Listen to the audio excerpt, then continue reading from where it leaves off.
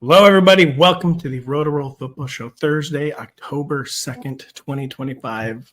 Honestly, I almost said 2024, 10 months in, but it's 2025. It is week 5. It's Patriots at the Bills. It's Commanders at the Chargers. It's Cowboys at the All right, we're already out of good games. It's all over. Cowboys, Jets, Jake Ferguson season.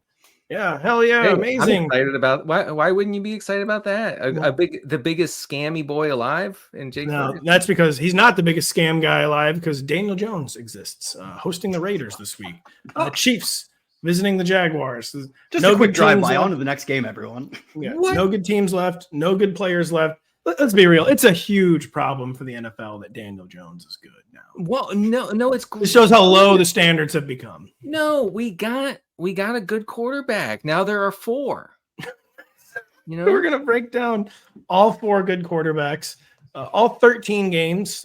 We're not, because there's 14 games this week. Thursday evening, Denny, we'll talk about it maybe on Friday. Let's chat if you have any questions coming out of that. But we would be remiss. Baseball playoffs are beginning. Say baseball. Rumor on the street. Truly, this is the rumor on the street. I'm just reading this in the papers, not hearing this at NBC, that it might be on NBC and Peacock and our assorted properties again next year. I hope that's true. What I could not believe was true was what Denny Carter informed us before he came on air. He watched a baseball game in its entirety on Wednesday. Denny, From what the game? First pitch. What are your thoughts? Yeah. What are your thoughts on baseball? Yankees. I don't watch baseball, for those of you who don't know, ever, for any reason. But my hatred of the Yankees runs deep. Oh, yeah. Hell yeah. I mean, runs real deep. Like, it's the only thing that would get me to watch baseball is my hatred of the Yankees. So last night hurt a little bit. My thoughts are this. Aaron Judge mid. Oh my God. It's a good God. He's doing no good quarterbacks, but for every baseball player. There's actually no good baseball players. 0 of them exist in this era. Historically good, where you could have, here's where you know how, Denny's not a ball knower. Historically good regular season Aaron Judge, basically every year. Historic playoff choker. Denny really trying to shed this label. Why can't he throw it hard from the outfield? Because he's playing through a sprained UCL. Yeah, you can tell. You can tell. This is not a joke. This is how baseball, no secret, baseball is a little different than the other sports and a little quirkier. We do things a little differently in our game. It's quirky when the guy fielding a ball at the warning check can't throw it to the shortstop. Denny, this is not, there was an entire month once in 2003. I was in high school. Albert Pujols was already a superstar. He sprained his elbow, but he was playing left field. He could not throw. So anytime he got a ball, this is not a joke, he would sprint and underhand it to the shortstop. And what? We do things a little differently around. Really? Yes. This is. I mean, I paid attention back then. I guess not that much though. Wow. No, not that much. There was no Twitter yet. There was no GIFs. Jazz Chisholm is a cool player. Very That's fast. what I would say. Very good slide. Yeah, the Yankees. Wrap this up by say we're all rooting for Slade Ciccone, and is that how you say his name? I have no clue. Boy, I streamed him a few times this year.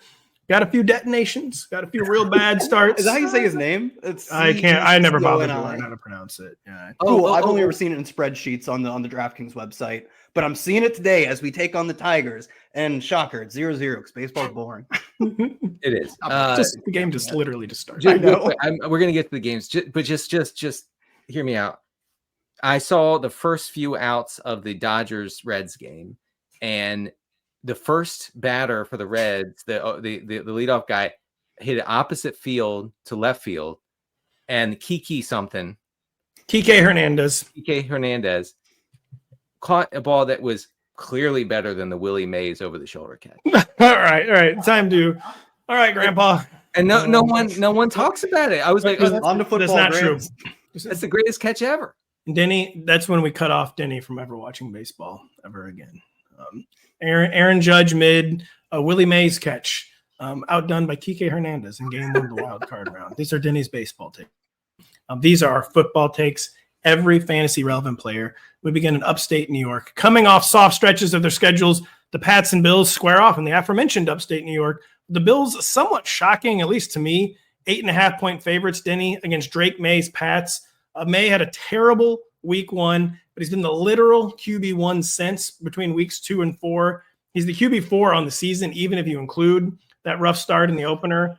What are realistic expectations, though, against a Bills defense that is posting like hellacious numbers against the pass? Yeah. Has not been tested since week 1. And when it was tested in week 1, it fared very, very poorly against Lamar Jackson. I think Drake Maye and this offense, they're going to have to continue to be ultra giga efficient. And right now that's happening. I mean, Maye is 7th in fantasy points per drop back, 3rd most accurate quarterback in the league. I think we should see a pretty run heavy attack here from the Patriots that could, gel with what Maye does, because he has 24 rushing attempts through 4 games and didn't rush a whole lot in the second half of last week because the Patriots had such a big lead. Playing also, not a real team, Carolina. Yeah. I know. How bad are they? The Bryce Assance is over. I actually went door to door in my neighborhood and told everyone the Bryce Assance is. Thank you. Hey, Denny's actually told that Ravens kid, you're like, hey, I know your quarterback's hurt, but it could be worse. He could be bad and playing football. Yeah, Denny abiding by the terms of the settlement, actually going to tell people Bryce Young is bad. Good news. Look, I don't write the laws, but I abide by them. So, the Bills are allowing the 7th highest success rate. Okay. This is geeky, but you have to hear me out. Okay. All right. Make a note of this, Adam. We'll skip over it in post. The Bills are especially vulnerable against the Patriots rushing attack. I don't know what that means for fantasy because it's all split up. Okay. Between Henderson and Stevenson and Gibson. Okay. But here's the thing. The Bills are allowing the 7th highest success rate against man-run concepts, and the Pats have used man-run concepts at a top 5 rate this year. So the Patriots like to use this. The Bills are vulnerable against it. I hear you snoring. And I'm just telling you, I think the Patriots are going to be run heavy. I don't know, but you're still playing Maye. So you could have just said they're terrible against the run because they're absolutely god-awful, horrendous against the run, the Bills. They are. And I also think last week, 14 of 17 for Maye, only 17 passes on 23 dropbacks. It would have been much more if it were a game, and it wasn't. So that is one of the concerns. Drake Maye, 23 or fewer passes 2 of the past 3 weeks. The Bills are awful against the run, at least so far, but we're hoping that includes some Drake Maye. And so, Kyle, that makes the Pats running back rotation an urgent question because as Denny laid out, that should be the approach. The problem is we just don't entirely know what the Pats are going to do. We do know they went right back to what they had been doing in week 4, despite the week 3 fumble apocalypse. Ramondre Stevenson's the lead back. Travion Henderson stuck around 30% of the snaps. Antonio Gibson suddenly mixing in for about 20% of the snaps. Is it going to be status quo against the Bills? What are we thinking?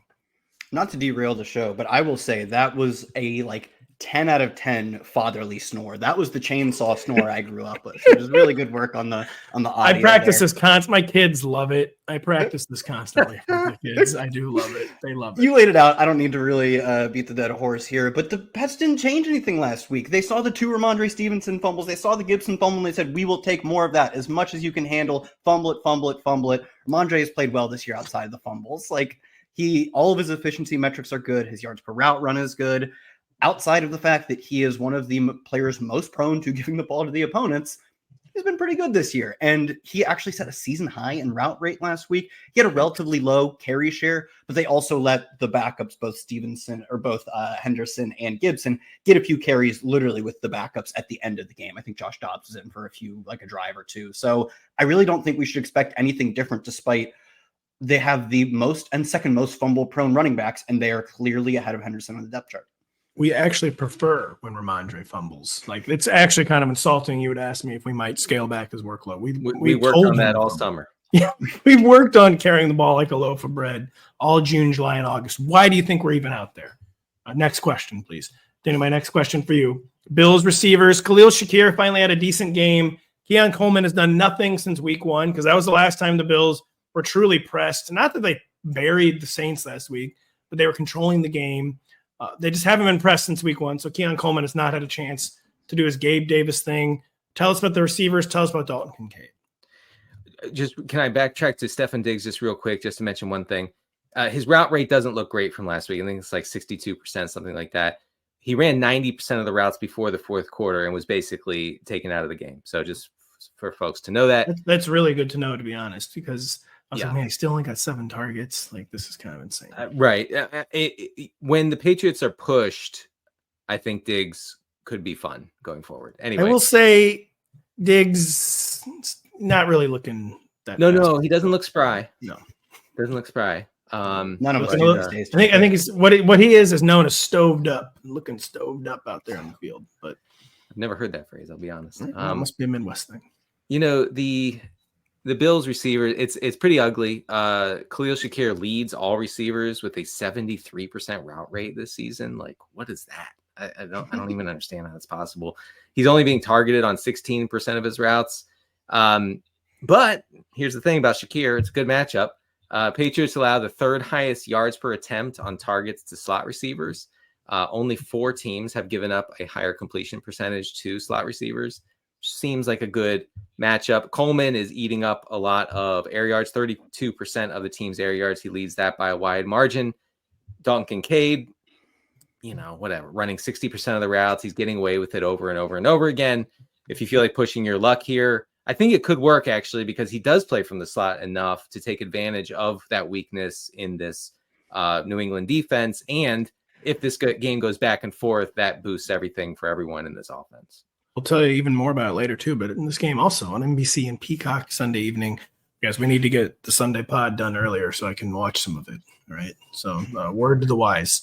We're wrapping up early this week. Coming off a humbling East Rutherford road trip, the Chargers return home as modest 2.5-point favorites against the Commanders, Kyle. Quentin Johnston leads the Chargers in every receiving category, while Keenan Allen is still out targeting Ladd McConkey. Is there any – I can't even read what I wrote. Is there any – You got this. No, you got this. Is there any conch cope to be found? I don't know why. This is so funny. I'm sorry. We need our conch cope, though. You know what's even more degenerate is, I swear to God, I was like, why are we talking about Tyler Conklin when I looked over the show sheet? I was like, Pat, you've been really on the Tyler Conklin thing for a while. No. For either player. No conch cope. I mean, you could say that I keep now wanting to call him Tyler Conklin. Ladd McConkey is a 19% target share, one of the most pass-heavy teams in the NFL. That's worth something, but it's worth like deep flex bye-week type filler, and that's not what you drafted him for. I still think he's playable, but at this point, he is playable because he is a starting pretty much every route receiver on a good passing attack. He's not startable on the merits of his own play right now. He still grades really well on ESPN's open score. The film people still say he's playing well, but like, wow, the film people will be talking about Ladd McConkey until 2032 after he's been out of the league 3 years. He'll be in the lacrosse league. I'm like, dude, I've never seen a first year lacrosse player do this. The hips. This is sick. This is nuts. Sorry. No, that was it, man. No conch cope. Sorry. No, I mean, the conch thing too. It's just, listen, good players tend to play well at some point, but it was only a 1-year sample size. I guess high draft pick, great college career at Georgia, but 4 games in the NFL. One of the big problems is we don't get big enough sample sizes. Like baseball, your guy Slade, you have a pretty big sample size from the regular season. That just doesn't happen in football. But 4 games is big enough by football standards, and there's just no reason in the boomer metrics like this routes, snaps, targets. There's nothing saying like a turnaround is coming. The spiked weeks are probably coming. That's just not what you signed up for. And he's just looking like a wide receiver 3 right now. Almost unthinkable, but that's the reality. Denny, Jaden Daniels finally seems to be returning on the other side of the ball. What does it mean for this Commanders offense? As of Thursday afternoon, Deebo Samuel going to play. Terry McLaurin, they're sending out like a feint that he might play. Does not seem like he's actually going to play, though. Yeah, I don't think he will. Well, the thing is, like with Marcus Mariota, they basically operated the same. I'm not saying that he's the same as Jaden Daniels, but the way that the offense clicked along was just fine. I mean, Washington over those last 2 games with Mariota under center, 10th most run-heavy team in the league, 48% neutral pass rate. That's pretty low, but not crazy low. I think there should be slightly more passing, or at least more dropbacks here for Jaden Daniels. And they'll be pushed. I mean, the Commanders were pushed last week by the Falcons somehow and ended up passing, more than you would think and scoring 27 points. You like Jaden Daniels in that sort of environment, so he should be fine. Producer Adam shared it. Cliff Kingsbury and Jaden Daniels not having any restrictions. I think that's why we were overly cautious. We didn't want to put him out there unless he could be Jaden. So that's kind of what it's kind of what we thought was going on. Yeah, that they were just going to hold him out until they lost the game, and then they did. And like, all right, enough being cautious. I don't know. I think that this was the plan, whether they were going to lose or win. I mean, if they had won last week, I think he still would have played this week. I do agree with Denny on that one. And Kyle, by the way, good news for you. Text from a friend. I shouldn't be reading text during the show. Tigers lineup is a complete joke. That should bode well for your guy Slade. Kyle, what does anything bode well for JCM, Ja'Cory Krosky-Merritt? We were so excited. He is playing extremely well. He is. And they just don't care. ESPN's Dan Graziano reported this week that they think he's most capable of their backs of taking on a bigger role. They're just not doing it yet. What is going on in this Commanders backfield? I mean, weirdly, since Austin Eckler went down, I guess maybe it's not weird, right? His route rate has increased by about 10%, but it's not a meaningful sense in that, he's not a great pass catcher. A few extra routes per game is not really a reason to get him in your fantasy lineup. And his carry share has fallen since they lost Austin Eckler, probably in part because Eckler, who is a pace and space back for this offense, was replaced by Chris Rodriguez, who is a between the tackles grinder. So his snaps, they can't be routes. They are more likely to be rush attempts. So when you give him more snaps, you also have to give him more of the carries. So you're getting what is functionally a reduced role for JCM since they lost Eckler. This is super funny in the way that I think Cliff Kingsbury is a fraud and was carried by Jaden Daniels in his first season. In the first 2 drives of every single game this year, JCM does not have a single snap played. Wow. On the 3rd drive, he has twice as many snaps as every other back in the backfield combined. They are so rigid with how they are structured, where the scripted plays are going to anyone but the most explosive back on the offense. And then when they want to be a little more free-flowing in the 3rd drive, literally, yeah, sure, put out the next guy, next man up.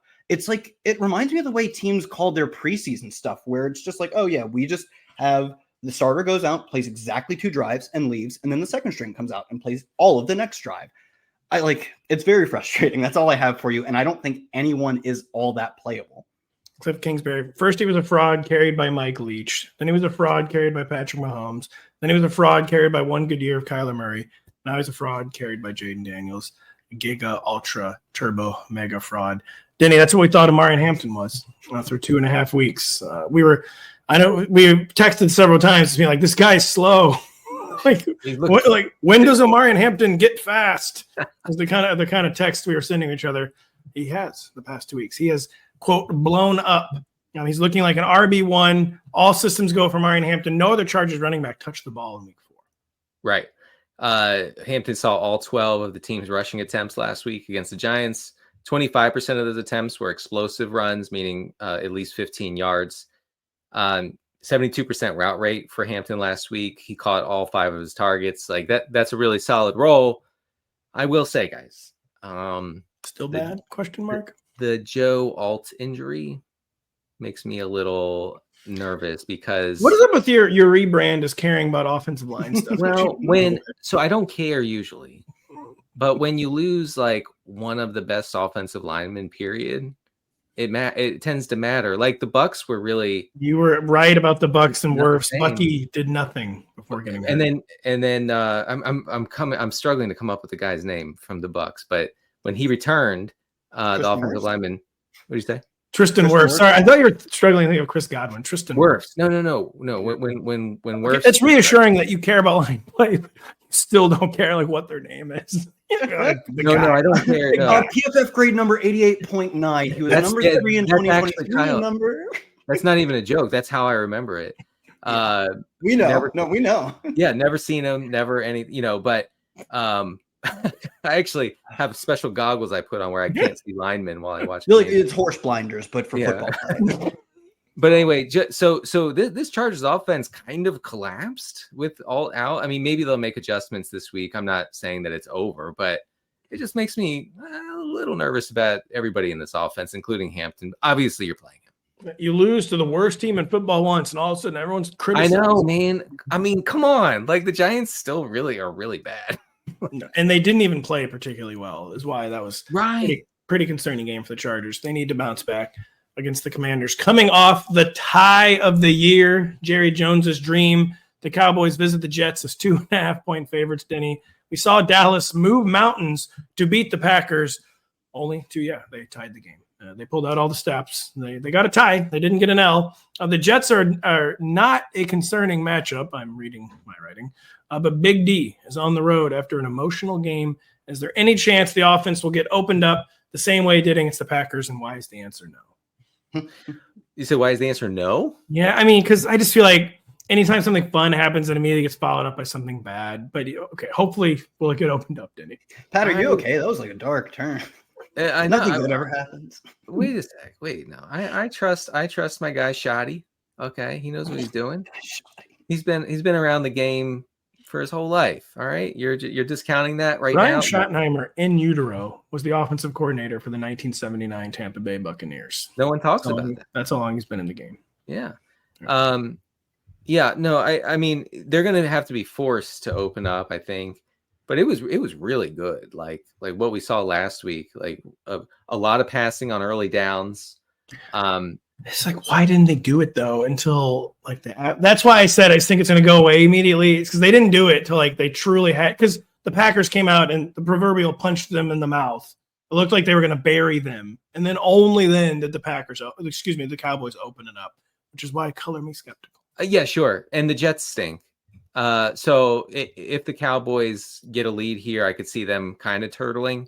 It's a quietly good matchup for Javonte Williams. But yeah, I mean, it's pretty simple with this Cowboys offense. I mean, you're playing Javonte, you're playing Fergie, and you're playing Pickens, and there you go.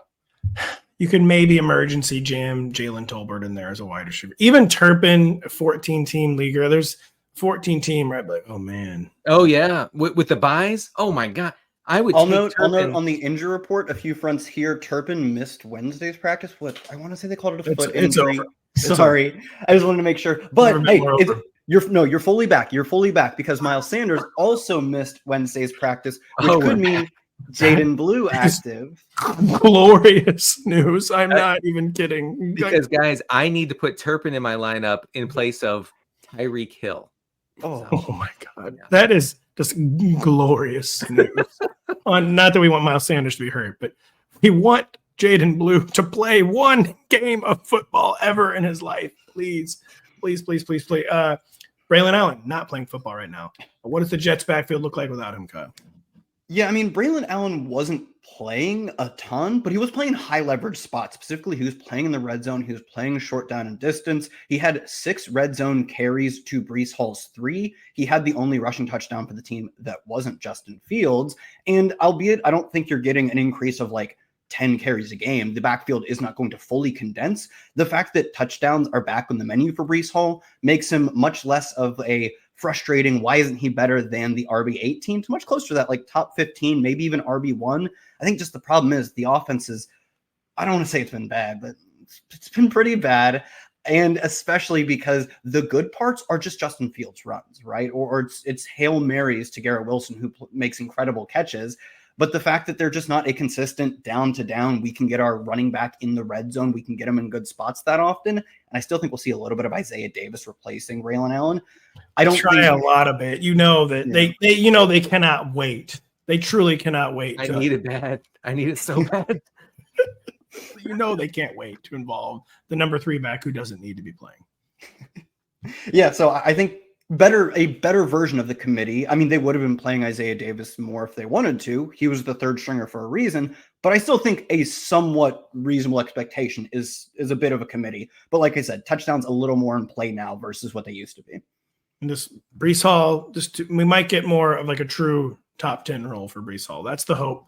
I am worried about Isaiah Davis. We'll see what happens. Denny, what is state of the fields and the Jets pass catchers? Justin Fields, totally unwatchable as a passer against the Dolphins, despite being like 22 of 27. Talking about a fraudulent stat line. Completely electric as a runner, though. What's going on here? Oh, God, such a good runner. I mean, really fun to watch. I mean, when he drops back and he does that one look, like I'm reading Garrett Wilson. If he's covered, I'm going. You're like, oh yeah. Yes, please go. Just please be covered. Man. Please be covered. Run. Yeah. Yeah, so in Justin Fields starts, so 3 of them, and I know he missed some of the week 2 game, but the Jets are 12% below their expected pass rate. That's insanely run heavy. I don't know how else to say it. Garrett Wilson in those games, 36% of the targets, 48% of the air yards. that's good. And Garrett Wilson is 21st overall in air yards, just because they don't really throw it much around Alec Iomaner, actually. Isaiah Davis, I just want to mention this, has been targeted on 24% of his routes in field starts. So I feel like it's happening. I don't know. I feel like Davis is locked in for, 5 or 6 targets here. Davis, emergency RB4, definitely in play, like and desperation flex. Yeah. Mason Taylor streaming option here, considering they'll probably be playing from behind like they were last week. The 2 games Justin Fields has played to completion, by the way, QB3, QB6. You got what you paid for, by the way. Slade Ciccone, 2 scoreless innings, 3 Ks. Kyle Dvorchak. Our prayers are with you. Smarting from a week of what might have been versus the Rams, like maybe Adonai Mitchell just crosses the goal line normally. The Colts return home to face the Raiders as touchdown favorites. Kyle, the Raiders are a team in crisis. Geno Smith in particular, digging under the hood. Is there any reason for Vegas optimism? Or is this a team that's kind of collapsing under the weight of poor line play, poor quarterback play? Can we get anything at all from Brock Bowers?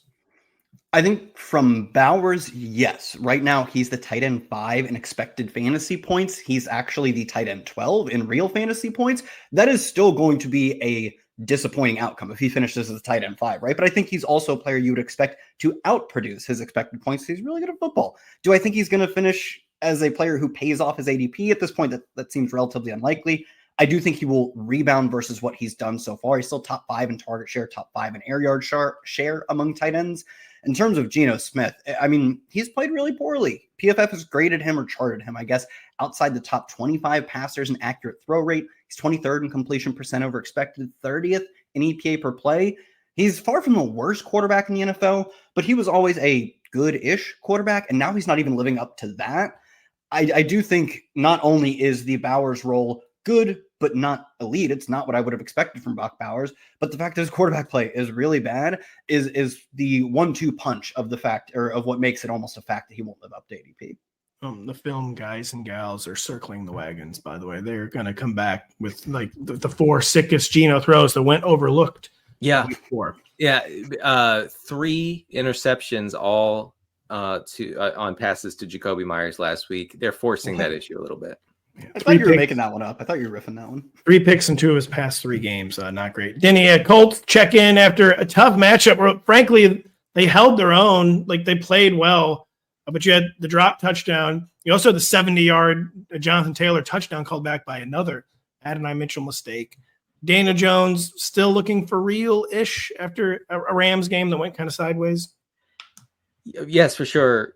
The most important thing here, guys, is that Alec Pierce is back from a concussion, and so we can get Adonai Mitchell the hell off the field. And he's so good. The Colts can cook. Listen, Shane Steichen's still not ever done anything wrong. Daniel Jones never done anything wrong. Adonai Mitchell single-handedly costing. I don't know how he's still on the team. I actually don't even. I don't even understand. It's the worst game I've ever seen from an NFL player. Anyway. The Colts have a top 10 neutral pass rate, so they have some confidence in Daniel Dimes. Jones has 18 rushes through 4 games. It's not bad. It's not great either, but it's okay. Second highest dropback success rate behind. Oh, I wrote this down because I knew it would infuriate Pat. Daniel Jones has the second best dropback success rate behind, drum roll, Brock Purdy.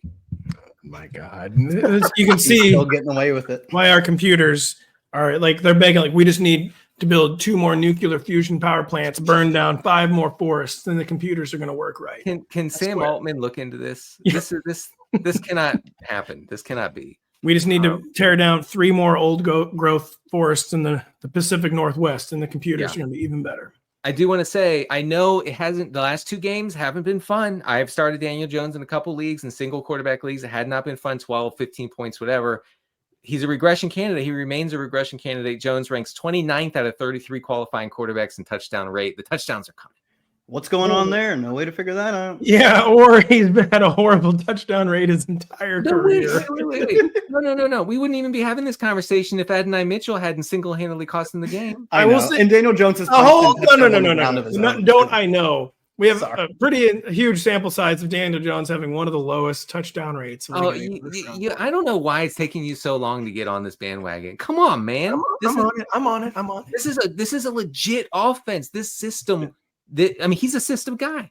This I system agree. works it's a legit offense. when you have an actual quarterback, and they have that this year. Giants down unbelievably horrific. That it was them all along, not Daniel Jones.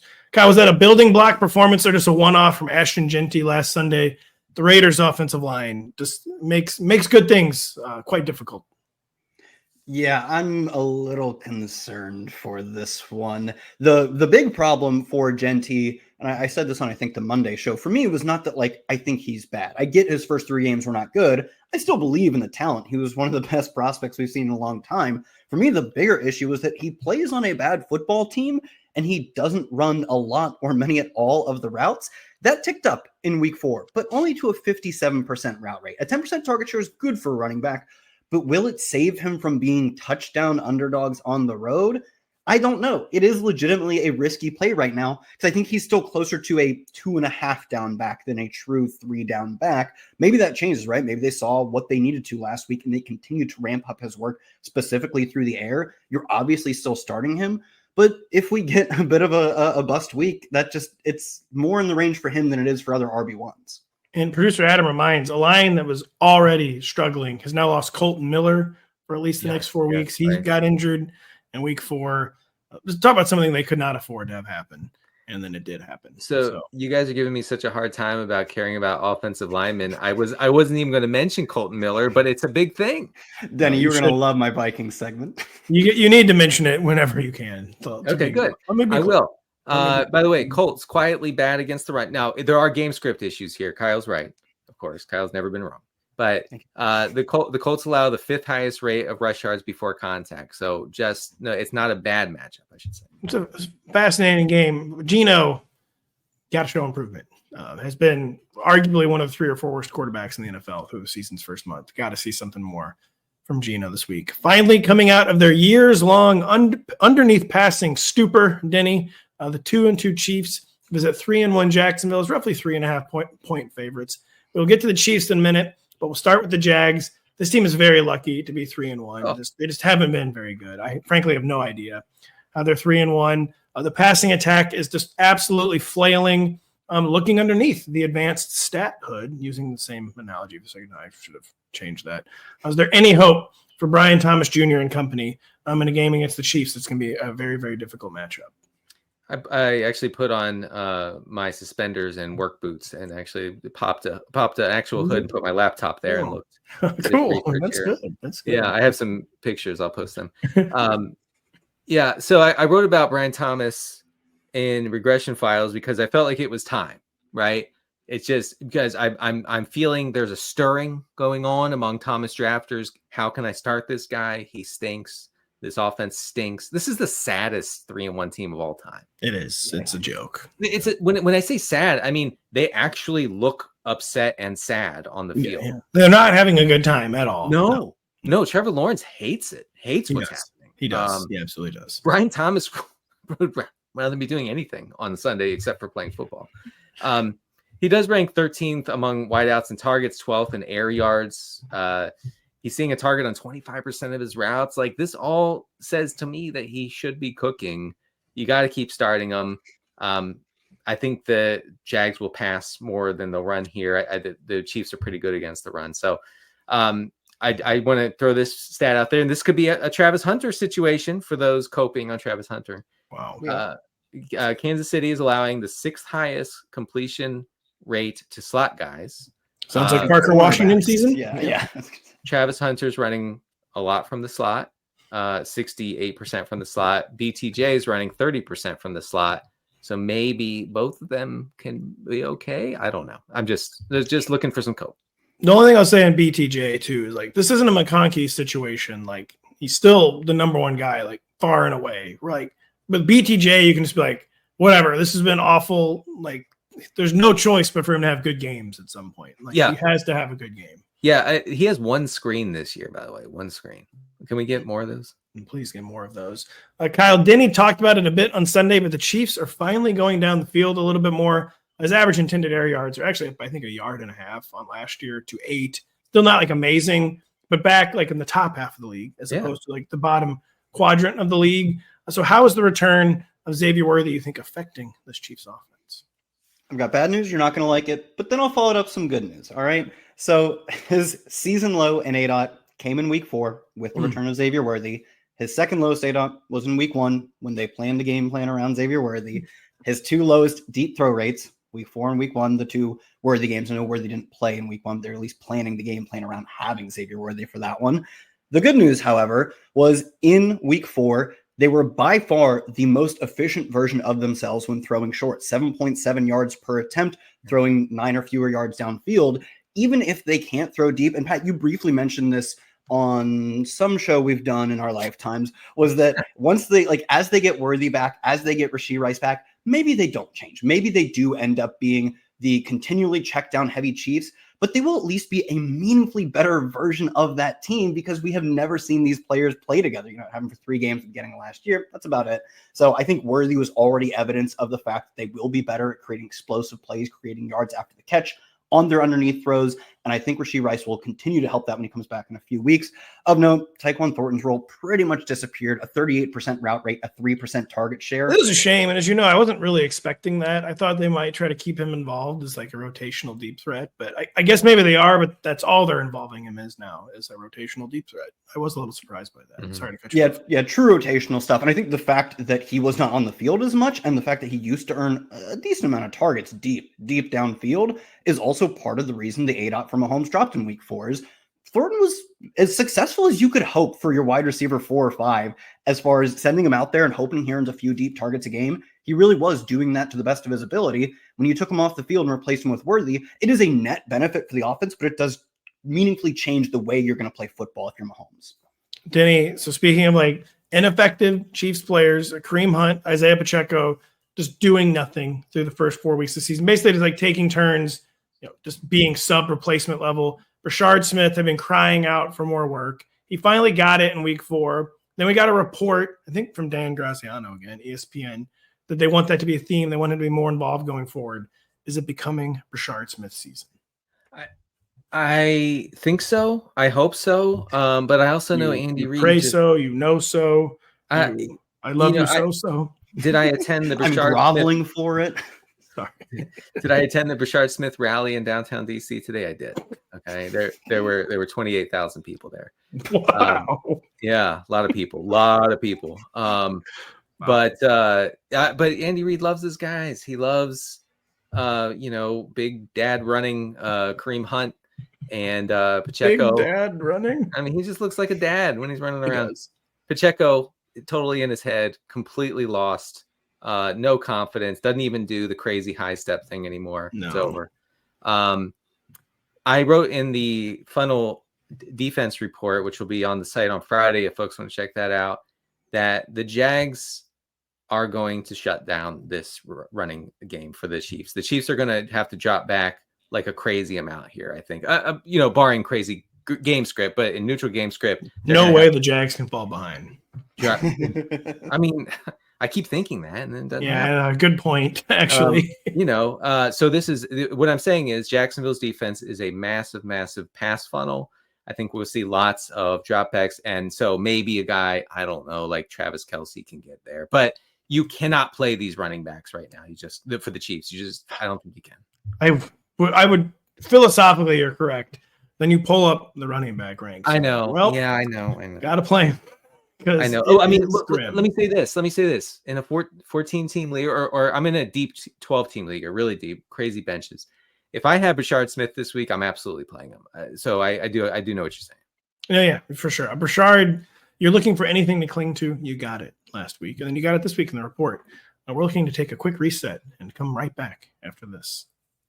This Saturday night, the number 1 team in the country looks to defend home turf as Ohio State welcomes the Golden Gophers to the Shoe in Columbus. Coverage kicks off at 7 p.m. Eastern only on NBC and Peacock. Watched Indiana and Illinois on Peacock last weekend, by the way. No, excuse me, Indiana and Iowa They were having a fraud off. Ooh, crazy Indiana. ending. Crazy ending. It was crazy. Well, I was going to say, you were thinking of a different fraud off when Indiana. I was. That one. you were thinking of a different fraud off when Indiana. I was. That one. Yeah, that one. That wasn't a fraud off. That was no, it wasn't a fraud off. It was a one-sided frauding. Yeah, you're right about that. One-sided frauding by Brett Bielema and company. So the place to find fraudulent Big Ten performances, by the way, is on Peacock and on NBC Friday night. We'll see what happens to maybe Ohio State will lose. We don't know. Something crazy could happen on NBC, the networks of NBC. The flatlining Bengals host the Lions as monumental 10.5-point home underdogs, Kyle. It's not hard to see why. This team has had 2 tough matchups since Joe Burrow's injury and has gotten utterly annihilated each time. Is there any reason for hope at home against the Lions team, certain to dictate the pace of play? The Lions team playing much better on defense this year than it did at the end of last season.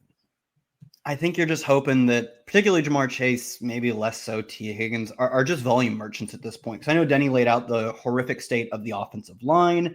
Jake Browning hasn't played horrifically. Like, he's not playing the worst play in the NFL, but he's generally in the bottom 5 to 10 of every metric. And to be fair, that's what you expect of a backup. And he entered a situation that is about as unbackup friendly as it gets. Obviously, the weapons that he has to work with are great. Doesn't matter if he's under pressure every play. So to me, Jamar Chase's 28% target share, really good. A 6, actually just less than 6 ADOT means it's all PPR based. Like if you play in a standard league that doesn't award you points for the catches, you're not going to get a lot of yards, and this team isn't projected to score many points. On the other hand, T. Higgins, a very underwhelming 17% target share, and it's all deep stuff. A 16.4 ADOT, which I believe would be a career high by a pretty wide margin in the games. These are both in the game specifically with Jake Browning that he started. So T. Higgins is like, oh man, hopefully the line can hold up for a lengthy play versus these Lions have a really good pass rush. And then the backup quarterback can get him an accurate throw 20 yards downfield. That's like a parlay that he feels pretty unlikely to hit multiple times in one game. So like I said, you're not benching Chase, but I don't think he's even a wide receiver 1 right now. No. I'll give you 20 free Browning bucks if you bet this parlay today. Right. Sorry. What were you saying? I mean, Chase, if you're redrafting today, you're not taking him as a top 15 receiver. That's not true. Yeah, I still am. Top 8 to 10 still, I'd say. Maybe even 6 to 8. It'll stabilize a bit. Oh, stop with that. It'll stabilize a bit. They had 2 of the worst matchups they could possibly have. Yeah, it will stabilize a little bit, but top 6 to 8 is crazy. I think at some point the entire offense is just going to become like, listen, this is a lost season. We need to get Jamar Chase's stats so he stays happy. If it's a lost season, I do not know if we're seeing the wide receiver playing a lot of snaps. I think we're going to see the rally around the Jamar Chase wagon, and we got to get Jamar's numbers. Theory. The Burrow Chase era, I don't know kind how of much longer opportunity. Yeah, kind of wasted. Denny, it's about missed opportunity, wasted opportunities. We need some JMO Cope. We need it bad. Thanks for assigning me this one. Yeah, we do need it. Here it is. You can't feed your family air yards. We know that. Okay. But they are nice to look at. They are. JMO led the league in week 4, with 214 air yards. That's 71% of the Lions air yards. That led to, I'm looking at my notes here. Oh yes, 40 receiving yards. 40 receiving. That's tough. That's real tough. He did drop a 45-yarder, so that would have helped. He's 11th overall in the league in air yards through 4 games. So it's like basically what Kyle was trying to tell me. No, it's fine. It's going to hit. He's Deshaun Jackson 2.0. It's volatile. Whatever. I'm not even saying this is a bit. I truly believe this. It's fine. It's fine that he never scores fantasy points, everyone. You signed up for this. I agree. He's going to have a big game, albeit he's never had a big game before, never hit 25 in a single game, but he is going to have a big game at some point. Last week should have been. I admit, totally, he got a ton of high-value volume, and it was on him. He kind of just fumbled the bag on it. He had, one really big drop, as Denny pointed out, one long target that he didn't appear to be on the same wavelength as Goff, or maybe it was just a bad throw. I don't know. And he had another drop, too. He actually had another relatively lengthy drop. He should have gotten there. But this is the game you play when you're like, I need 3 of the most improbable targets to all hit in the same game. And that's the only work you get. So he will burn me at some point. It's just I'm enjoying having to wait 4 to 5 weeks for him to burn me every time. And you're gonna have to get it early here because the Lions are going to be up 30 points in the fourth quarter, and J-Mo ain't doing any of that. Speaking of burned, Slade Ciccone, this is not a joke. No, Has been no, pulled no. from the game. He God. unraveled quickly. he's been pulled early on the shores of Lake Erie. But they're giving him some good run support. Are they? Yeah, it's never been more over for Kyle. Kyle, quickly, Denny broke it down on Tuesday. How over is it for Chase Brown? We've talked about the Bengals a lot this week. Pretty over. I mean, the good news is, like you said, this offense, maybe they can. Truly, maybe they can play the worst game of football every week for 15 consecutive weeks. But that's probably not true, right? They can only be the worst team so many times in a row. And Chase Brown is still seeing all the work. 79% of the team's carries are really solid. What's solid? I don't know, really solid. 13% target share. He's not running all the routes. He gets targeted at a high clip when he does run the routes. Probably just a lot of easy check down stuff. So a healthy, decent target share and all of the work on the ground. He's just playing, and part of it is the offense, and a lot of it, to be fair, is the offensive environment. But he's just playing really poorly right now. He's like bottom 5 or bottom 6 in both rush yards over expected and yards after contact. Offensive line isn't helping. The fact that the quarterback is not a threat is not helping. But those things are not awfully likely to change outside of the fact that I do believe this team is not the worst offense in the NFL, but they're kind of playing like it. They may be revealed to be the 29th best offense, though, and that will still crush Chase Brown in the long run. Yeah, talk about not the thesis of the play. We thought he was a mediocre player in an elite environment. Instead, he's a mediocre player in a bottom 5 environment. But there's still no one else getting the ball behind him. At some point, you would think the volume will matter, and he'll actually provide some fantasy returns. He could still be an RB2, but it's not looking great for Chase Brown. Denny, the Panthers played so poorly in week 4 against the Patriots that they find themselves as home underdogs against the Dolphins. Kind of hard to do. You already broke down the Dolphins Monday night game, so I will ask you, what, if anything, is going right for the Carolina Panthers right now? I mean, I wanted to say their run game is okay, but it's really not. Like it's all the. By the way, stuff. Chuba Hubbard practice again on Thursday. Yeah, all the advanced stuff is bad, even in neutral game script. When things go haywire and they face a big deficit, they just completely pull the plug. Chuba Hubbard is a very, I guess he's a flex play this week, really. He's an RB2, the lowest end, 22 to 26, so maybe RB3, depending on how you rank it. But he's not even practicing. He might not play. And which would make Rico Dowdle somewhat interesting. It's bye weeks. I know if you're down bad, you can throw even him in. Add Trevor Etienne. Maybe. Yeah, the other Etienne. And I don't know. The Hubbard thing. The idea was he's going to get all the touches in the backfield, and the Panthers were going to be okay. The Panthers are apocalyptically bad on offense. So and by the way, the offensive line is collapsing weekly now. And me as an offensive line knower, they have some injuries too. Yeah, some guard is out. Yeah. Right. Zavala. They're missing a PFF grade 83.4. and, no. So just be careful with what you do. I mean, you're playing Ted McMillan, but that's about it. Jalen Coker could come off IR soon. But even Coker, I don't get Coker thing. Oh, I did want to mention Thomas Trumbull as a streamer. Trumbull, he ran enough of the routes. He was targeted on somehow 30% of his routes. A lot. One of the best games of his career. Tommy Tremble seriously actually is worth looking into this week. Yeah. They have nowhere to send the ball other than Tetaroa. Tremble could be the second option. Kyle, Denny took a big crack at this one too on Tuesday. You take a crack of the Dolphins' most likely post-Tyreek offensive environment. Is a guy's wheels up for Malik Washington, wheels up for Darren Waller, wheels up for Ollie Gordon. What do you think is realistic?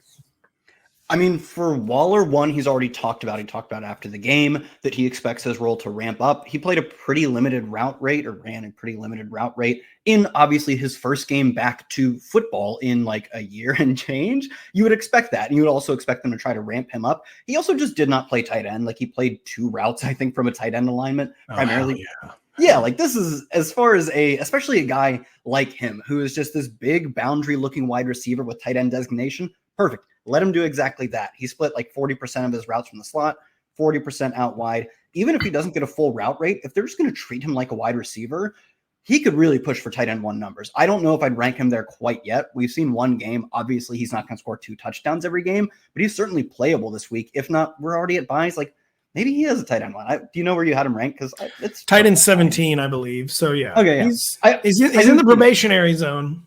Yes, it is truly a probationary week. We'll see if they do ramp his route rate up. He only needs to get to like 60 to 65% because there just are not other players to really take on all of the routes and all the targets left behind by Tyreek Hill. One of those will be Devon Achane, who there wasn't a ton of sample size for the snaps left over after Tyreek Hill went down, but Achane ran nearly 40% of his routes from a wide receiver slot or out wide alignment. He already leads the league in routes run as a running back from a non-running back position, but he is truly just going to continue to play this de facto wide receiver 2, maybe 3 role, depending on what Waller does. And Waddle saw 3 of 9 targets. If, it's a small sample, but if he saw a 33% target share, he would be a weekly wide receiver 1, truly is what he'd be. I don't know if that'll hold. He has been, relatively disappointing for a year and change, but they have no other choices other than the tight end, who is a wide receiver 2 or 3, and the running back, who is kind of also a wide receiver 2 or 3. So I do think this is a really big win for Waddle. The Zoomers, they have no memories of the Reagan years. They have no memories of grunge. They have no memories of the new millennium. They have no memories of Jalen Waddle being a wide receiver 1, but it actually happened. That used to be a thing that people forgot existed. Malik Washington, by the way, Wan'Dale Robinson is graduating to an alpha status for the Giants. So the new Wan'Dale Robinson, Malik Washington in Miami, Florida. You heard it here, not even close to first. Tampa and Seattle is one of the week's best matchups, but is clouded by the injury status of Bucky Irving. Kyle's knee is hurt. Assuming Bucky is out, as is looking likely right now, is Rachaad White a plug-and-play option, or is Sean Tucker going to be too much of a complicating factor? Yeah, in a close game, I think you have to assume Rachaad White is at least the 1A, if not the 1, right? The range of outcomes is that he is the leader of a committee, which bye weeks, injuries, a perfectly fine outcome. This is a decent, if not good, offense that he's going to be the leader of, or he's truly just the number 1. A lot of people have pointed to the game that Rachaad White missed, in which Sean Tucker basically went, I think, carry for carry with Bucky Irving. It was week 6 last year, but a lot of it came in garbage time. Not to say that he can't be a true committee back this week, but I'm just not sure that game is truly descriptive of what's going to happen. They've kept Rachaad White on this team as a clear, we value the role you play. It is not the most efficient. It's not the most exciting, but we value what you do. This is what they value that for, is when the electric starter goes down, you've got a guy you trust who you can give a decent amount of work to. And I think that's what we'll see. That's a really, really good way to lay it out. Rachaad White, I originally had him the 24 to 30 range. I was no, now he's more like the 18 to 22 range. Someone with buys beginning and injuries, of course, mounting. Rachaad White, it's going to be if he's on your bench, it's a luxury. He needs to be in starting lineups. So good, man. As a Bucky drafter, I've never been down worse. It goes without saying I didn't take Rachaad White one time as a contingency. Who cares? Isn't that what you do? I don't even know if I'll wake up tomorrow. It's fine. Who cares? I'm worried about that. And boy, do I wish I had worried about that. Bucs pass catchers. What do we see in week 1 of the Godwin era, as it's being called? Tell you what we did not see was as many slot snaps as we're used to. What happened in that Bucs receiver core? 10 targets for Chris Godwin, tied for the team lead. Nothing went right on those targets. I covered the game, and every single ball was just forced into double coverage. I don't know if Godwin is back, physically. His ankle broke in several places. His foot turned around on that. First time he got hurt too with the ACL, it took him a whole year. Yeah. Apples to oranges, but good news fantasy wise is that he ran a full complement of routes. They didn't ease him in, and we got a report beforehand. It was he's going to play a lot, and he did. We got a report that was actually true. Yeah, that was huge. That was huge. We're looking for a second, but so I think you can play him here against the Seahawks. The Seahawks are actually really good against slot receivers, so that's tough. That's a tough matchup. But Ibuka keeps getting away with it, maybe because he's good. We have to look into that. We've mentioned a few streaming tight end options, Tommy Tremble and whatnot. I honestly cannot in good faith recommend Kate Otten. I just can't. You're talking. What happened to that guy? He was fine whenever he got hurt at the beginning of last year, and then since then, even when people have been hurt since then, he hasn't done I mean, and here's the thing, though. He's running 90% of the routes in this offense, and he's being targeted on about 10% of those routes. Like, he's just a non-entity in this offense. So look elsewhere for streaming purposes. But yeah, you're playing Godwin if you have him. I think just based on opportunity. Baker just has too much dog. Frankly, too much self-respect to target the tight end like some quarterbacks would do. He just refuses to do it. Oh, God, I do want to mention, I'm so sorry, on the Otten front, no one gives up more tight end targets than the Seahawks. Okay, let's move on. Oh, my God. You're sending mixed signals here, Denny. I'm sorry. Denny, hold on. I just got to dig my own grave real quick. I forgot to mention that. I just saw it like in my notes. Okay. Sorry. Denny's saying it's Otten season and that Otten is a must start. Oh, Kyle, what's the latest on KW3, as he's known, versus Zach Charbonnet? What we saw last Thursday was they both played a lot. Kenneth Walker couldn't get any important snaps. Zach Charbonnet couldn't do anything on said important snaps. Kenneth's stat line looked fine at the end of the game, but he was also a constant meme because he kept getting tackled for like 8-yard losses. A lot going on here in this backfield. Yeah, it could just be because it was Charbonnet's first game back from, well, one game, but he was injured and missed week 3, and week 4 was his first game back from the injury. But week 4 was the largest snap share, the largest carry share, the largest route rate for Ken Walker in the 3 games he has played with Zach Charbonnet. Like I said, it could just be the injury, or it could be the fact that Charbonnet has been one of the least efficient running backs in the NFL this year, and Ken Walker is earning more work. Like, if I were a coach, maybe I would give Charbonnet some between the tackle stuff, like the grinder stuff, the 3rd and 1s. Frankly, he hasn't been particularly efficient on that type of stuff either. He's been a really low success rate runner this year. Kind of like the way we talked about this in our group chats, but like the way Braylon Allen's big and he convinced coaches that being big makes him a good short yardage back, then he's really not good short yardage either. No. Is a similar dynamic with the Breece Braylon and the Ken Walker Charbonnet stuff. But I will say our opinions of what the coaches should do are not influencing what the coaches are doing. Like they are still using Charbonnet for nearly all of their short down and distance, all of their goal line stuff. And until that changes, you won't have Ken Walker pushing for like a top 15 status because he'll just be a between the 20s back. And he's really good at that stuff. And I think he should see more work. Coaches don't seem to agree with me. They really do not. And boy, they've been more stubborn than you'll typically see even an NFL coaching staff. Usually at some point they wave the white flag if someone's just not producing. They have not done that. And the charitable thing for Charbonnet is that when he's out there, it's in really obvious running situations. But it is, yeah. Not fooling anybody and not getting any big gains. The unwatchable yet unbeatable Philadelphia Eagles, known as the new Kansas City Chiefs. Denny host the Broncos as modest 3.5-point favorites.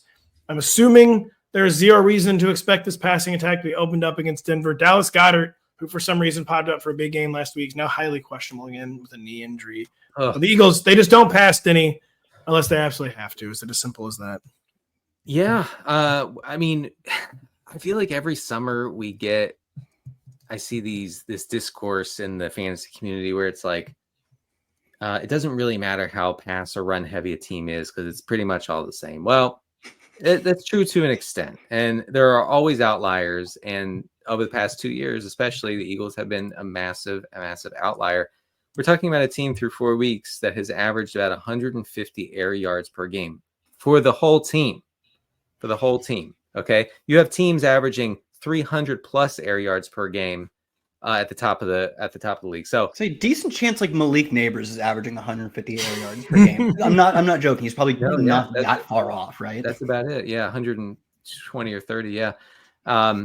Yeah. So anyway, there's not a lot to go around. So like when you talk about rate stats, right?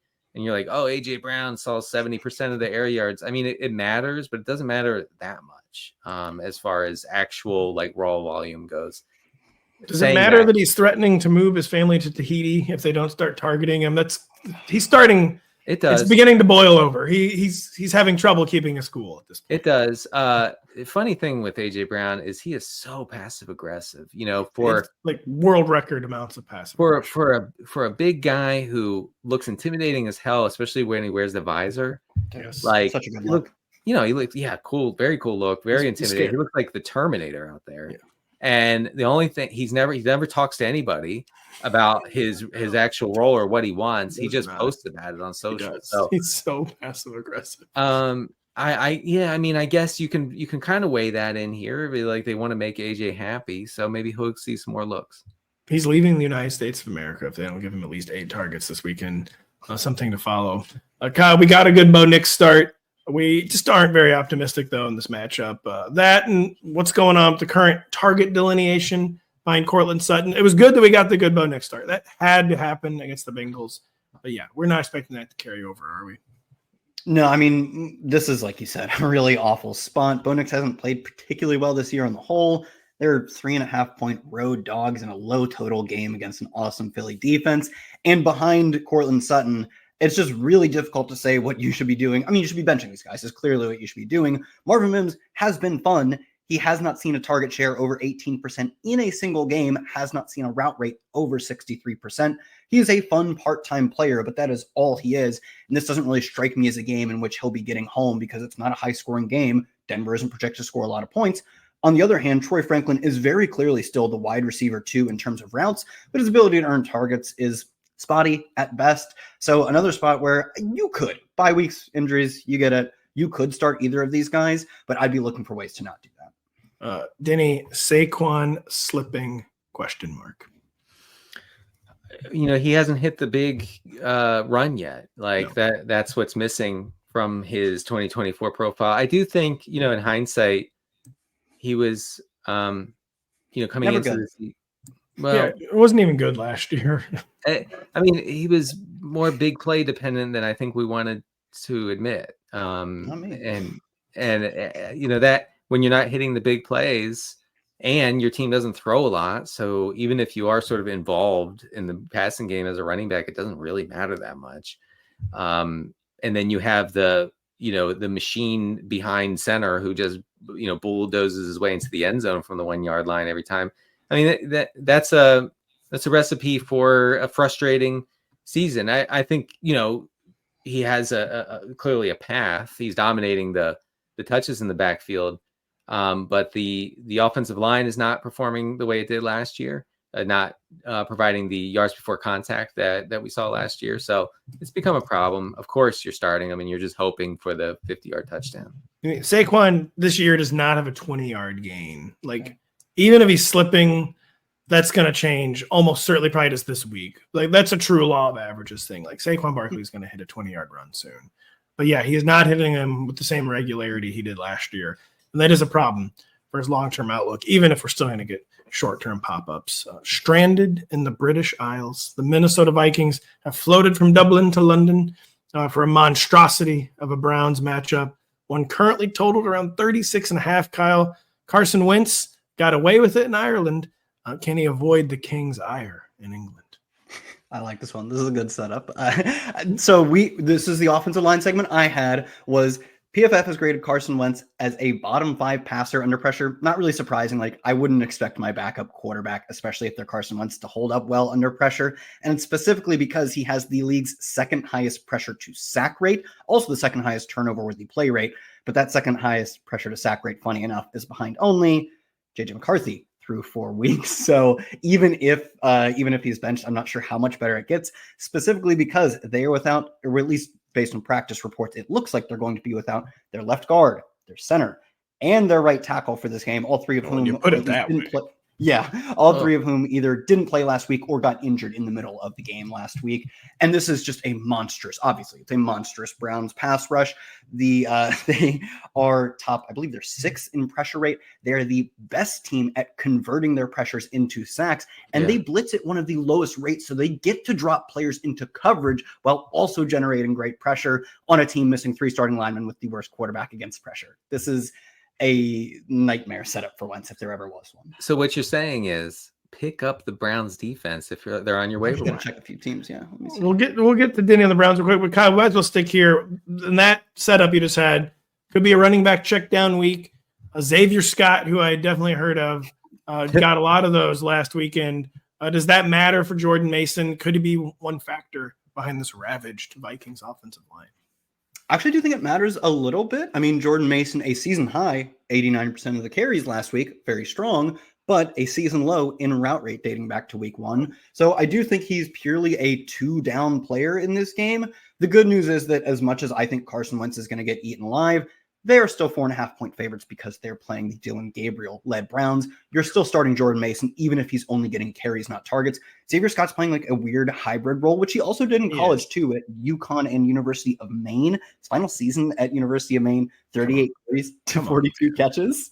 He's a true hybrid player. He played slot, wide, and running back in week 4. I think that's enough to make it a ceiling limiter for Jordan Mason, but in this game specifically, like I said, favored against the Browns. I get it's a bad line matchup.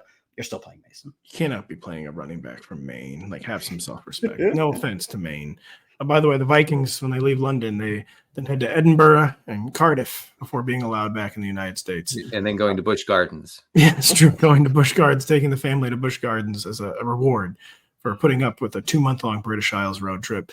Denny, what, if anything, will look different with Dylan Gabriel, the aforementioned Dylan Gabriel, under center for the Browns? A lot of times you think things can't get worse. I feel like they can maybe get worse. I feel like I was always going to say they can't get worse, and then you were immediately going to say no, they definitely.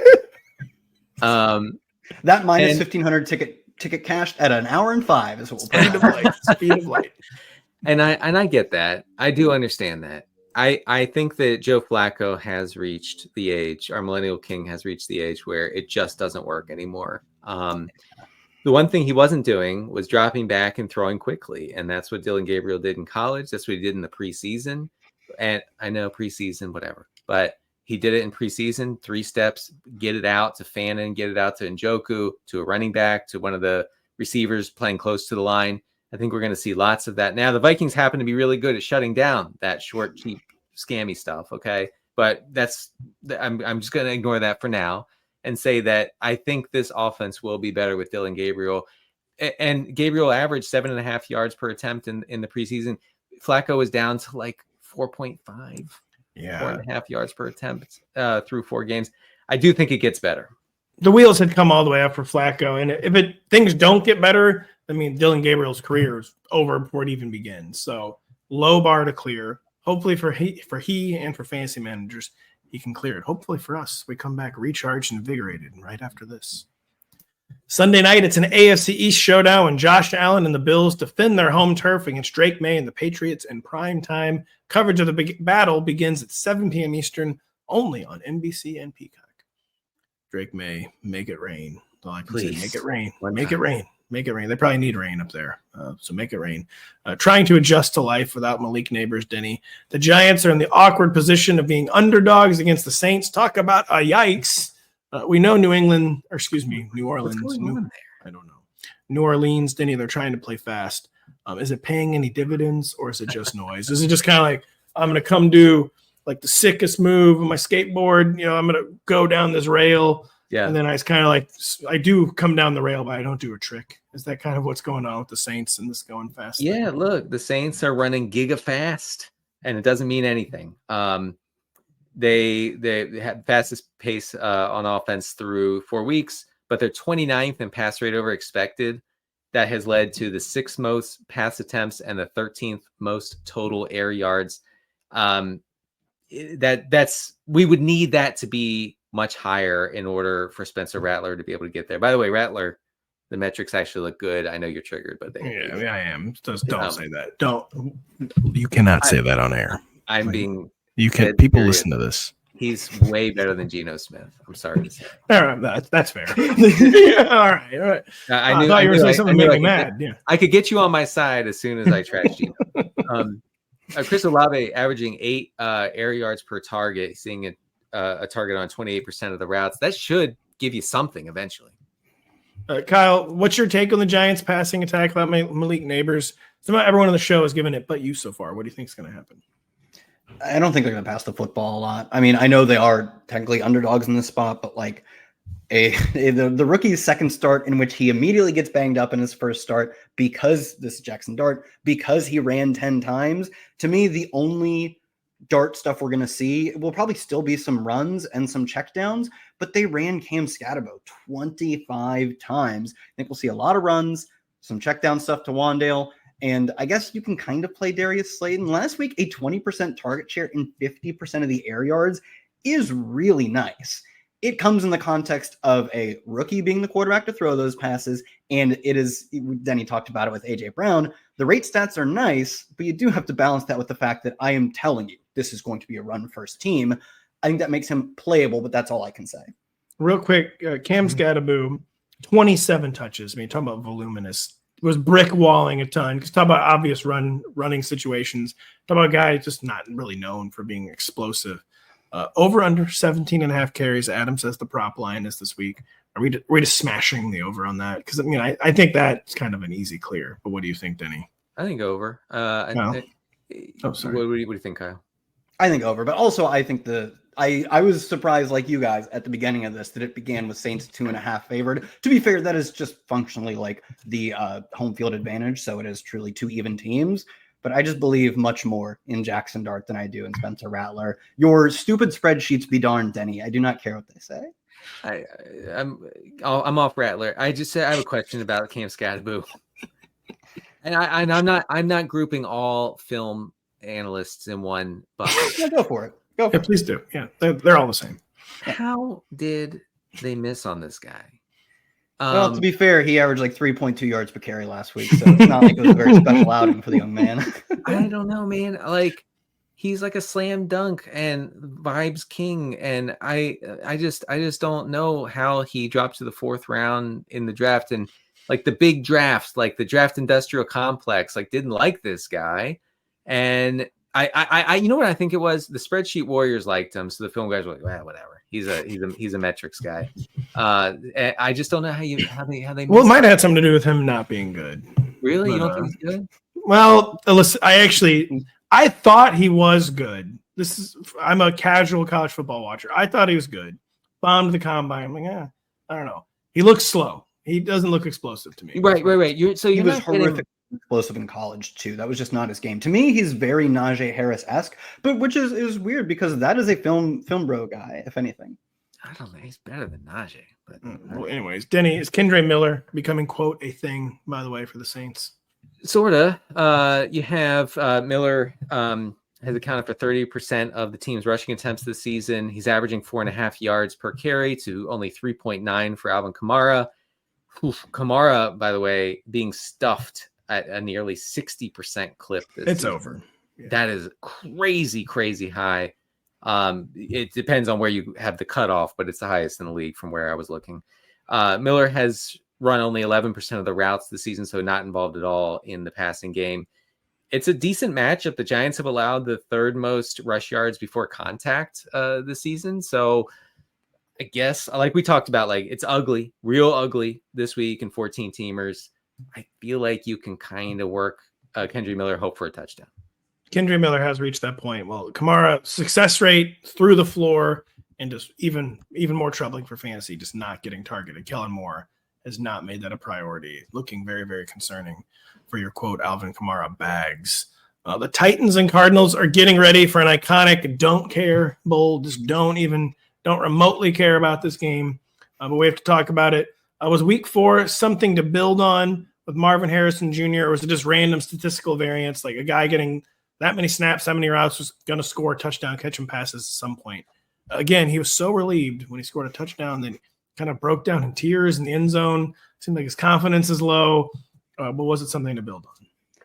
In the sense of they continued to try to get him the ball, I would say absolutely. It was actually a season high target share for him at 26%, which is really strong for a wide receiver. That's wide receiver 2+ numbers, but he's been, I mean, you watch the games, obviously he scored, but it's been relatively inefficient. They're getting him in the slot at a slightly higher rate. His ADOT's down a little bit. In turn, he is producing a little more yak, and he's broken 1 tackle, which already matched his 2024 total. Just not saying a lot. Are you? But hold on, time out. What? I swear to God. Yep, one broken tackle. You gotta. This is a famous Ian Harden's clip. Is every single Marvin Harrison broken tackle as a rookie, and it's a 9-second clip. Yeah. We talked about it in the spring, I think. I do remember that now. Remember when he showed up so jacked that his teammates didn't recognize him? Yeah. Yes. I may have overcompensated a little bit for not breaking any more than 1 tackle last year. Yeah, so I still think he's a boom bust wide receiver 2/3. I mean, like I said, the target share is strong, especially last week, if that's any indication. But I do think he's just not playing great football, and maybe he never will. Or maybe it's Kyler, but none of these things appear to be changing anytime soon, is the more operative point. Very few players playing good football, Denny, in the Cardinals offense. That included Trey Benson last week. He's now hurt. Just a disappointing career, getting even more disappointing as he goes. Really, really unfortunate. With him out, it's now Amari DiMercato, Michael Carter, like fighting for the scraps. Who's going to be useful? Who's going to do what? Do we care about this even at this point? Well, Michael Carter named himself the lead back. He did. That was very interesting. Yeah, he said, quote, "It's been a lot. I go from the Pat Tillman role one week to starting the next." And I was like, what is this guy talking about? The Cardinals' Pat Tillman designation is for the scout player of the week. Just so you know. The last week, Benson ran 43% of the routes to 30% for DiMercato. I would guess DiMercato is going to be the route running target getting back here with Benson out. The Titans are a pretty extreme pass funnel in neutral game script. Is there going to be a lot of neutral script here? I don't know. We'll have to see. I think I would take Michael Carter over DiMercato. What do you guys think? I think I'd rather gamble on DiMercato catching 5 passes than I would Michael Carter scoring a touchdown. That's just kind of how I feel, though. Yeah, by the way, Cardinals, second pass heaviest offense in the NFL this year. Kyler, man, what a joke. Can't do anything with it. Like, seriously, what a joke. The guy was handed everything, and he could not never do it. One of my all-time, like, what might have been players, because he was so talented. He was, yeah. He threw it all away. Kyle, quick state of the Titans. Is Tyjae Spears going to be back? We don't know, actually. He's practicing, getting in limited sessions. I know. I was like, I don't know how I'm supposed to answer this one. Yeah. They designated a return. He's back at practice, limited on Wednesday. And teams treat this very differently. Some teams are like, we will activate you once you are ready. And some teams are like, oh, we'll activate you, then spend all 3 weeks getting you ready, both of which are fine. It just makes it a little hard to tell what's what. I would say you probably need to see him get up to a full practice. The good news is just don't start Tony Pollard. There's 7.5-point underdogs against dude, it's the Cardinals, and you can't even be favored by underdogs of less than a touchdown. He's been relatively inefficient this year, and he's not an elite pass catcher. He's not getting elite volume through the air. So every time they instantly get down, he's phased out of the game in terms of his ability to earn touches. Like, technically, he still is startable. Even when Tyjae Spears returns for his first game back, he'll still get a lot of work. But it's actually probably worse than Chase Brown right now. I guess this week specifically, Chase Brown is like a 10-point underdog. But the Titans, for my money, are the worst offense in the NFL. Tony Pollard's just a guy on that team. Yeah, Titans just breathtakingly terrible. By the way, Calvin Ridley seems like he's on the wrong side of questionable. Elikayu Manor could be a Hail Mary. Even I don't know, not even a Hail top 40 guy. Yeah, feel great about him. Yeah, you don't feel great. You don't feel great about anyone in this offense, but don't. Calvin Ridley, talk about all-time never been good, looking even less good, and now unfortunately hurt. The unwatchable Houston Texans visit the newly unwatchable Denny Baltimore Ravens as 1.5-point favorites. What is the disastrous state of this Houston offense? Nothing going right except for Woody Marks taking over this backfield. Woody Marks, to my eye, looks pretty good. He looks a lot better than Nick Chubb. Marks in week 4 logged 17 rushing attempts to 13 for Chubb. The rookie saw 5 targets on 14 pass routes. Chubb had 2 targets on only 8 routes. If you squint, I think you can see a takeover of sorts. It might continue into this week. They take on, Marks and Chubb will take on a Baltimore defense facing a 50% pass rate in neutral game script. That's pretty low. Makes the Ravens somewhat of a run funnel. The Ravens actually, they're missing at least 5 starters this week, possibly up to 6. They faced the 10th lowest pass rate over expected through 4 weeks. I think the Texans are going to try to be super uber conservative, keep it on the ground. Goes without saying they won't actually try to win. Like, oh no! 1,000% they're going to make this. They're going to make this agonizing. They want it to be close. They want it to be agonizing is the word. This is going to be no fun. Cooper Rush is going to throw for 108 yards and 2 touchdowns, and the Ravens are going to lose by 2. It's too real. That is too real. Yeah, but Marks is very interesting. Like, good for you. I'm not in this position, but good for you if you rostered him, drafted him, whatever, and just were patient, because I think he's kind of electric. I think he could be fun. Kyle, in our dynasty league, I traded a future third rounder to take Woody Marks in the third round this year. You did what the Texans did to get Marks. That's true. I needed a running back so bad. It just feels like this guy's going to play. Boy, do I really need this to pan out, is all I can say. Kyle, take us home, end the show by saying, which Ravens can we actually even play with Lamar Jackson sidelined? It's a short list. Yeah, you're obviously playing the big dog. I really hope they just run 50 times in this game. Like, they need to hell or high water the running game. They really do. I didn't even draft Derrick Henry. Again, this player where there's no way to figure out how he's good every year and scores a bunch of fantasy points, so I never draft him. But this is a game where, like, totally let the big dog bury me. Just please give us 30 Derrick Henry carries. I still think Zay Flowers, with a really strong north of 25% target share, is very playable, even with Cooper Rush. Cooper Rush is acceptable, probably like a top 5 backup, I'd have to imagine. He was 4-4 as a starter, average like 220 yards with the Cowboys last year. So that's enough to get Zay Flowers going. Mark Andrews' target share, 28%, would absolutely, 28% last week, would absolutely make him startable again this week, but he did it on a season low in route rates. Obviously, that coincides with Isaiah Likely coming back. I do think that's part of the plan, is that we can scale Mark Andrews' routes back, but anytime he's on the field, he's a bit more of a focal point. Do I think he'll be the best tight in the NFL in targets per route run?